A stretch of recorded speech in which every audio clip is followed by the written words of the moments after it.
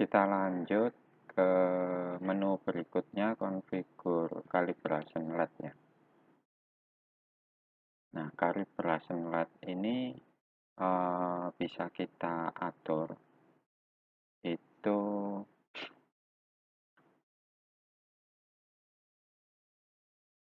dari nilai aktif totalnya atau aktif fundamental itu bisa kita bisa kita sesuaikan.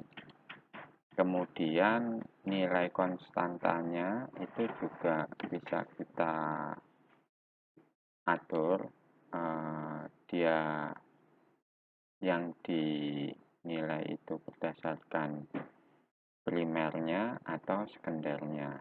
Ini impuls per kWh. Nah, kalau dia kita arahkan di primer, itu value konstantanya itu bisa kita sesuaikan sesuai standar lokasi masing-masing ya. Jadi misalkan 128 impuls per mega ya, karena tadi satuannya yang dipakai mega. Nah, atau di berapa 96 impuls per mega gitu bisa. Nah, kalau kita arahkan dia di sekunder, itu dia akan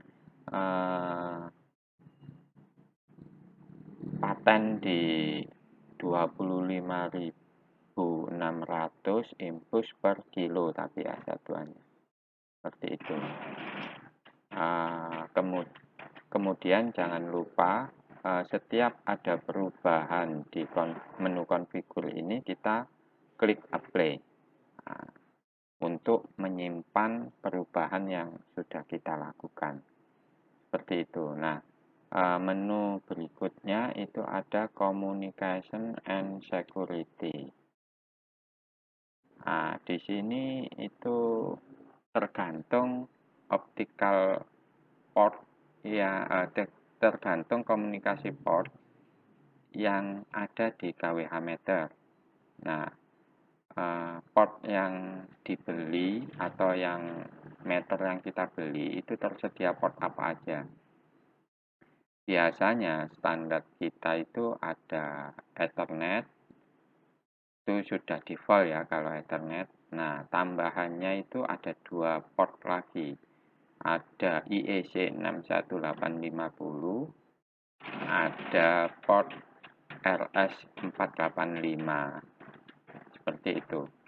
Nah, biasanya ada customer yang request tanpa IEC 61850 tapi diganti menggunakan RS232 gitu bisa, by custom gitu juga bisa ya. Jadi hal itu dilakukan sebelum pembelian. Jadi sebelum pembelian produk kami Prometer 100 ini bisa mengajukan penawaran gitu ya. Jadi saya tidak pakai IEC, saya perlunya RS232 dan RS485. Atau misalkan yang standar, jadi ada IEC 61850 atau RS485. Nah, di sini ada optical probe. Nah, di sini juga bisa baud rate-nya kita sesuaikan. Itu ya, default-nya 9600.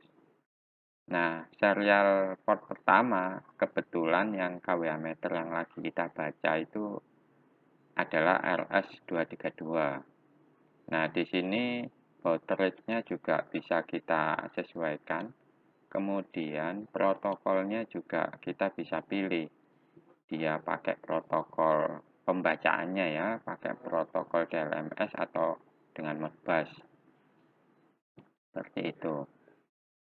Nah, kebetulan di sini untuk serial port yang kedua atau RS485-nya itu kita pakai Modbus karena untuk kepentingan uji coba dan pembacaan aplikasi Modscan gitu ya, semacam itu. Nah, jadi kita arahkan di Modbus mode. Kita bisa ubah ke DLMS bisa. tergantung ya. Nah, ini kalau pakai Modbus itu ID Modbusnya bisa kita sesuaikan juga berdasarkan Modbus mapping yang ada di lokasi ya. Di sini berapa gitu. Nah, terus kalau misalkan di lokasi itu juga ada ini aplikasi time synchronize atau biasa dikenal as NTP servernya.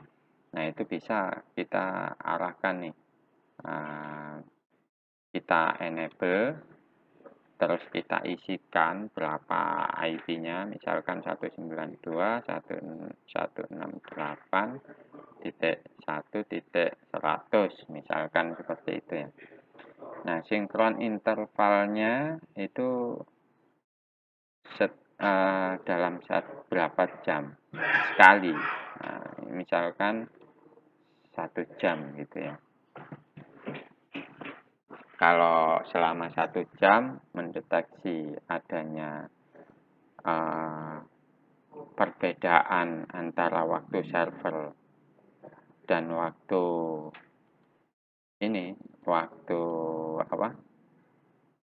di meter itu akan menyinkronkan sesuai dengan waktu di meter. Ada juga time zone-nya juga. Nah, misalkan dia ada di wilayah Indonesia bagian barat, berarti ikut +7 seperti itu ya.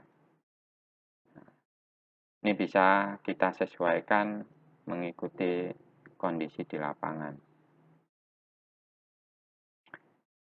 Oke, kemudian jangan lupa setiap ada perubahan, klik apply. Seperti itu ya.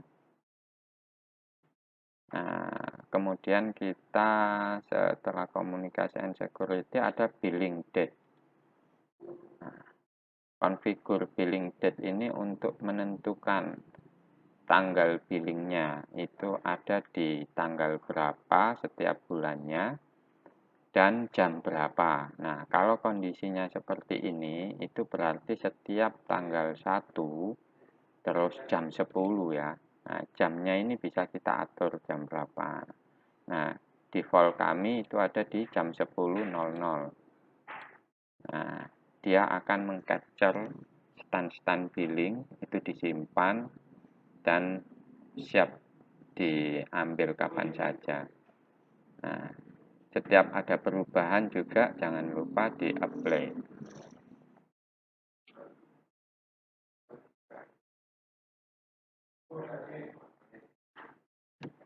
Oke, kita akan lanjutkan menu konfigur berikutnya, itu TOU and Max Daemon, tapi ada di sini ya, TOU and Max Daemon. Nah, di sini juga bisa kita pilih data apa aja yang mau kita ambil. Terus interval monitoringnya itu juga bisa kita atur dari berapa menit, 1 menit, 2 menit, 3 menit, 4 menit, 5 menit. Nah, default kami 15 menit. Apa aja yang diambil itu data-data standarnya saja. Seperti itu. Kalau ada data tambahan yang mau diambil ya silakan tinggal dicontang saja. Kemudian ada tarif struktur. Tarif struktur ini yang menentukan bahwa tarif ini masuk LWBP atau WBP. Nah, kalau settingannya seperti ini, itu berarti untuk register 1 jam 18 sampai jam 22 itu berarti masuk WBP, waktu beban puncak. Sedangkan waktu register 2 itu jam 22 sampai 24 itu sudah masuk LWBP, pengertiannya seperti itu. Begitu juga jam 00 sampai jam 18 masuk register 2 atau LWBP. Bagaimana kalau mengedit ini atau menambah